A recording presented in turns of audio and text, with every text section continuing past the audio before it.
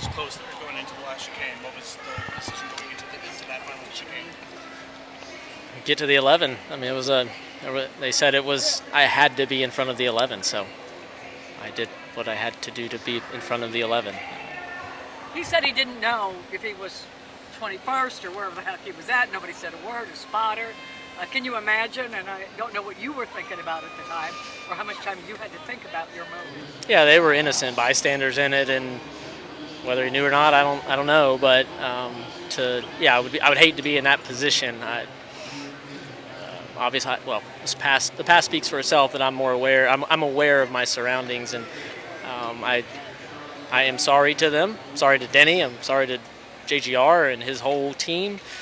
They were definitely innocent bystanders. Knowing that Joey had the tiebreaker, and knowing that this race is ending, and watching it go from 3 up, 3 down to 1 to 0 for the both of you, take us through your thoughts at the time and what you were thinking through all of that.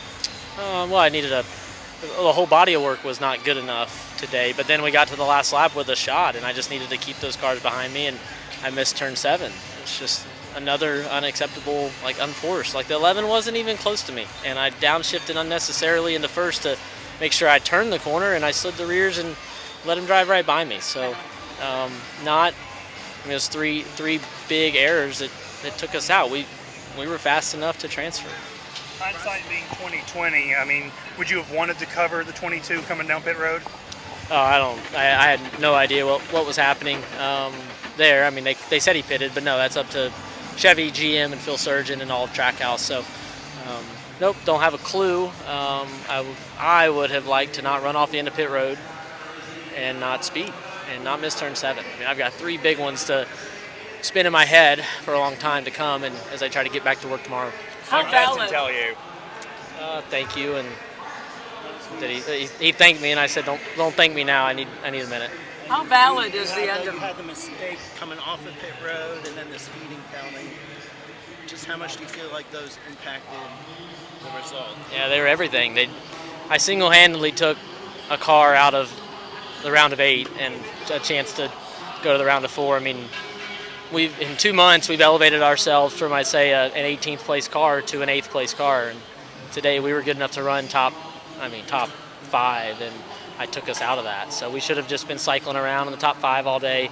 And the pit strategy would have flipped us around, but those moves are the only reasons we're not in the round of 8. It's all on me. What happened coming off of pit road? I tried to roll straight to the line because the speed line ends, and you have to turn ahead of time if you want to wrap the bottom. And I thought I could run the 2nd or 3rd lane out there. And when I watched the yellow line go by and turned, it was way too late. So you have to turn, and I know that. I just was trying to beat the 71 and wanted to roll straight and not take more distance to the left. And I should have given up 1 spot. How valid Did you is see the 22 pass you at the line as you were going around backwards? So did you know, or was it hope against hope? No, I knew. I watched him and the 47 go by at least. So, yeah. How valid is a race like this at the end, a cutoff race at a place like the ROVAL, where it comes down to that, and that just shows who gets to go on or not in a race like this? Well, the way the points and the cutoffs in this race lays out, it continues to create this drama, Claire. And I want to race on the oval personally. Unfortunately, I just gave Marcus a whole lot more ammunition to keep the ROVAL here because it creates the drama. And would the oval have done that? I don't think so. Yeah. If the move had worked, like if you had bumped him, do you feel like that's kosher? If it gotten you the spot, I mean, do you feel like that's, because of what's on the line, that's I wasn't. My thought is I'm not taking anything championship-wise away from the 11, and if I pass him, it continues mine on. So I don't care if it's kosher or not. I just want to pass the 11. It's really as simple as that. And if it was for me and him, I would have to think about that. But I did not. I knew that it would not affect the 11 moving on to the round of 8, and I am okay with that. Sorry, let me borrow him for a minute. Stay back. 23.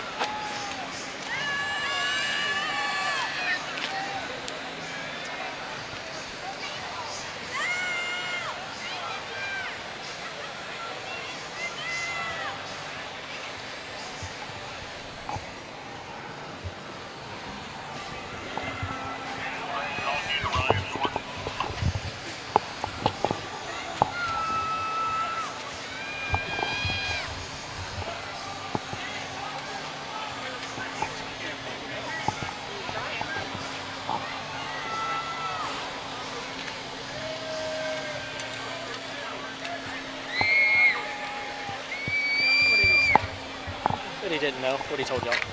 Yeah. Just to make sure on the speeding penalty, was it just putting it into the wrong gear? Yes.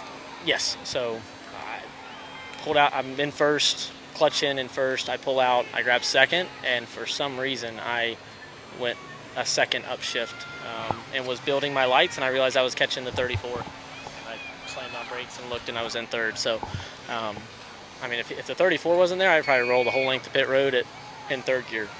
I mean, I pulled it, and I never thought twice about it.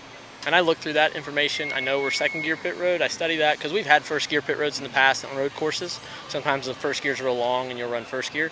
So it's a body of work of looking at what we are and knowing we're in second gear, and it's only one click and 5-speed sequential. Like the way all that works, I go through that ahead of time in the week, and because sometimes I run Xfinity or truck and H patterns and stuff. So just a simple, like my arm pulled it, and I never second guessed it. I was completely in third gear. I hope this doesn't come off any certain way, but it seems like ultimately today came down to execution, and that was the tipping point. How do you assess what this round of 8 as a whole was? I'm sorry, round of 12 was for, as a whole for the number 1 team? It was fast, and I did not execute. My team did. The cars were good enough. New Hampshire, we weren't good enough, but we still like minimized the bleeding. And then last week in here, we were plenty good enough. Your team owner came and put his arm around you at the end while you were parked out here on the close to the front stretch. What did he tell you, and how disappointed are you just about not advancing on? He said thank you. Justin and I have known each other since 2011, since I came to town. You know, remember my very first truck race was getting in a truck he was getting out of. Right. And so I sat in his seat my very first race at IRP. I did my first national interview with you, and like that was his seat, and I ended up paying him cash for 2 seats. I paid his wife Erin at their house in Huntersville. So, I mean, he put his arm around me and said thank you, and I just asked him to, like, I just don't thank me. I don't feel like I'm not very thanked right now. I don't feel like I know they should be really mad at me, and the 11 should too, and I see them looking at me, and they should be. Was the 11 mad at you, or was Denny he like... wasn't, but Denny wasn't. Yeah. Any small sense of relief that Denny wasn't, man. I mean, he got out of the car and he said to a crew member, if I'd known, I wouldn't have passed him. Well, look, that's on them. I don't know. I can't speak about their team. But everybody's trying to figure it out. He still seems a little confused. He was like, I think he'll go back and watch the tape and try to digest what went on. I'm not a JGR teammate, so I don't know. I won't be in those meetings. How do you walk out of here? Incredibly disappointed with myself. Like, head under the ground. I completely disgraced Trackhouse, Chevy, and it's like sinking in more and more that like I single-handedly took us out. Like first the adrenaline was still going, but as I stand here and it comes down, like I can feel the emotion just radiating through me, and like yeah, I want to put my head underneath the landfill out back. Thanks.